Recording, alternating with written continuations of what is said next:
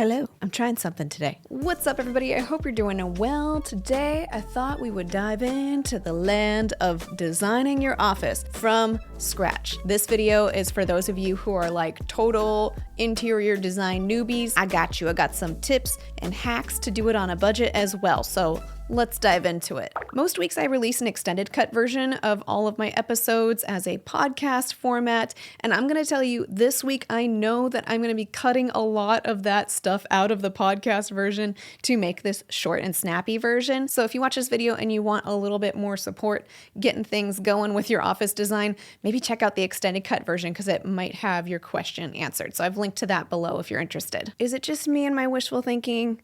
Or is in-person therapy having like a little comeback moment? Like, has it been long enough now of like primarily teletherapy services that it's kind of like retro and cool to do in-person services? Let me know in the comments below because actually I have no idea if that's true or not. So in today's episode, I'm going to offer all my best tips and tricks to help you design your empty office space to make it a lovely and practical therapy office for you to meet with your clients. Okay, so let's dive into my tips for the how and what of designing your very own office space from scratch. Step number one, and please do not skip this step, set a budget. When it comes to furnishing an office, it is so easy to just blow a ton of money on it. But you actually don't have to blow a ton of money in order to make a great office space. So if you start by setting a budget and then just keep coming back to it, stick to it, I'm going to give you some tips along the way to help you stick by your budget. Then at the end, you can have a fully furnished office that you're happy with. And also, your wallet can be happy with you as well. I fully furnished my first office in 2017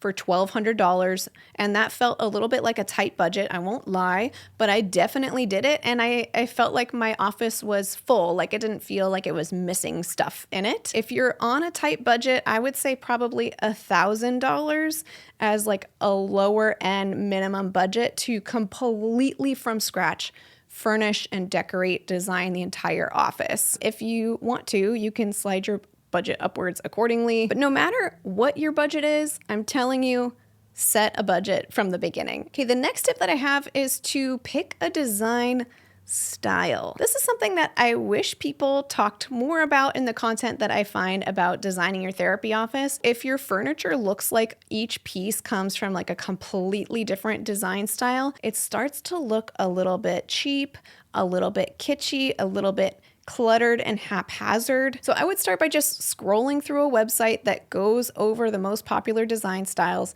with a photo representing each one and just see if any of those images catches your eye a little bit more than some of the other images.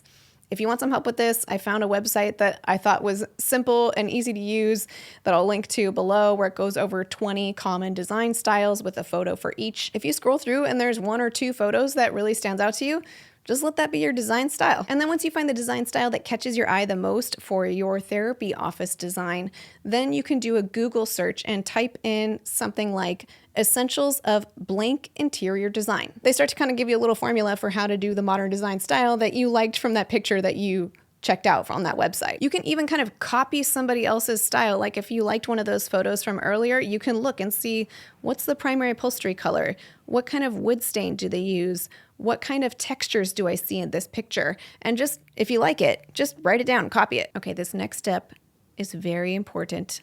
I cannot emphasize this enough.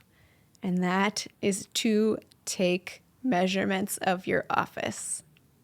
Imagine that. And I mean measure your office. Like every little teensy thing that is measurable, go ahead and measure it. Okay, this next tip might feel a little bit advanced because most people don't talk about doing this, but I highly recommend this step. And that's to use a design app to design your office digitally. Personally, I use RoomSketcher only because it's what I found back in 2016 when I first started designing my first office. And then I just keep using the same app ever since then because I already know how to use it. There's probably better ones, to be honest, but they have a free version. So I'll link to that one below. You can do all of this without paying a dime. I just use whatever they have in the app available as kind of placeholder furniture so I can get a sense of the general flow of the room. Like, I don't have to pick out the exact couch. I just need to put a couch in the room and try putting it here on this wall. What about this wall? What if I move it over there? So effectively, each piece of furniture just acts as a placeholder for, whatever piece of furniture you actually end up buying in the end. As you start plugging furniture into your digital office in a place like RoomSketcher,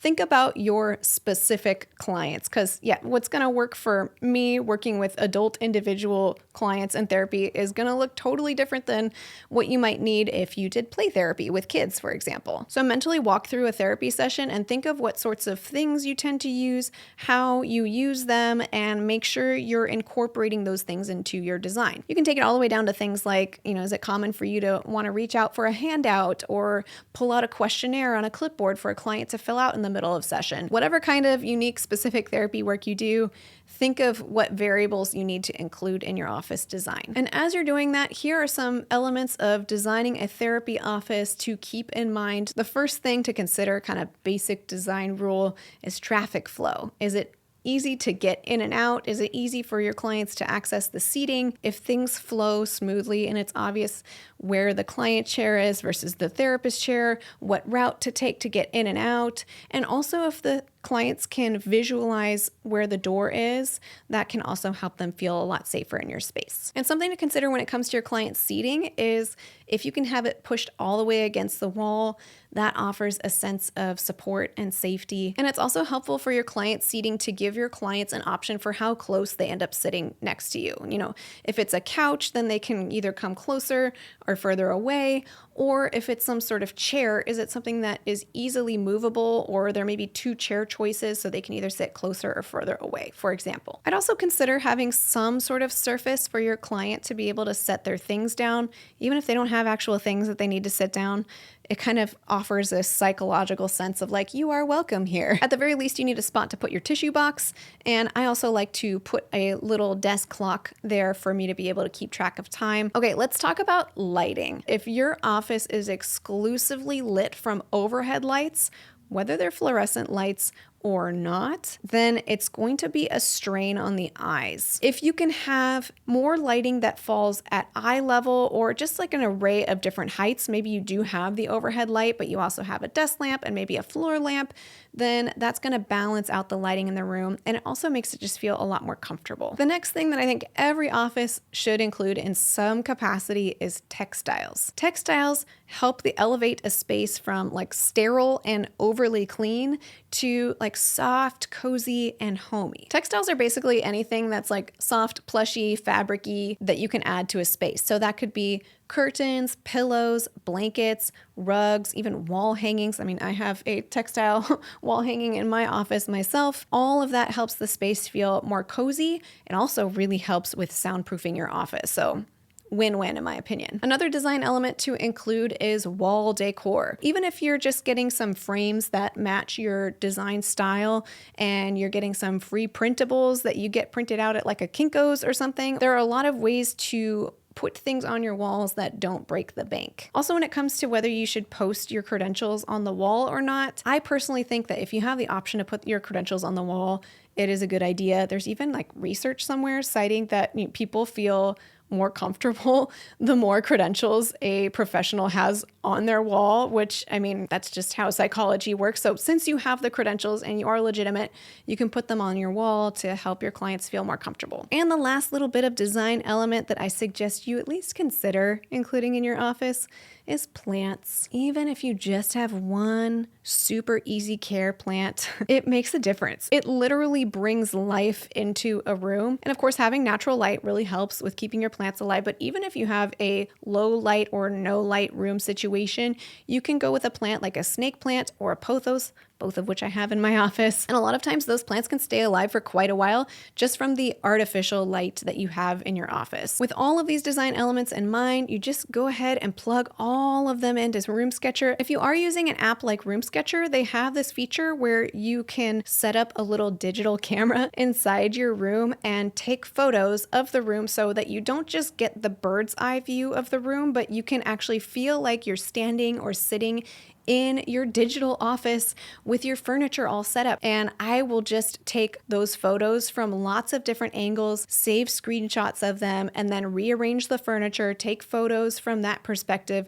And then I kind of look at all the different photos side by side to help me what kind of layout and design works best. And now, finally, it is time to go shopping. If you're buying everything new, like from an online retailer, I recommend having everything in your cart all at once. And maybe you're shopping at a bunch of different stores, but for each store, have everything sitting in the cart in a different tab, and then make sure that the math adds up in your budget. If you have it all in your cart, but you haven't bought it yet, then you know exactly how much it's going to cost you before you bought anything. As you consider dropping items in your cart, just make sure they check the box of one of these elements that you decided on before. You know, if it's a piece of upholstered furniture, does the upholstery color match the color that you chose? If it has wood in it, does the wash of the wood match what you chose? And that's the piece that's going to help your design feel super cohesive. Once your stuff is all in your office, then take a look at it. Like, is it missing anything?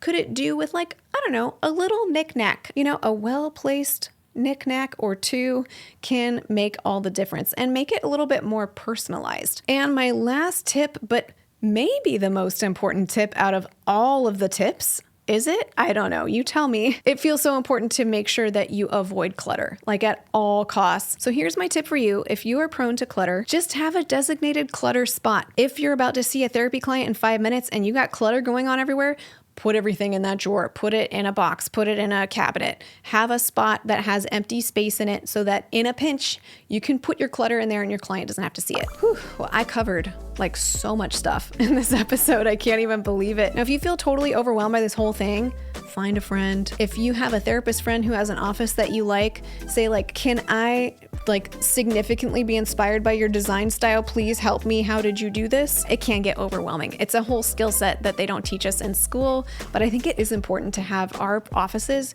feel comfortable and be the right fit for the types of folks that we work with. And before we close, I'd like to thank TherapyNotes.com for sponsoring this episode.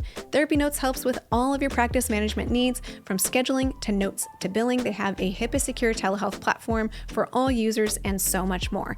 If you'd like to check out Therapy Notes, you can get 2 months to try it for free with no commitment just by clicking the link in the description of this video. Well, I had a lot of fun scripting and recording this episode. I love talking about office design as like a total amateur. It's fun stuff to me, so I hope you found it helpful as well. Let me know what sort of design tips and tricks you found helpful when designing your office. And until next time, from one therapist to another, I wish you well.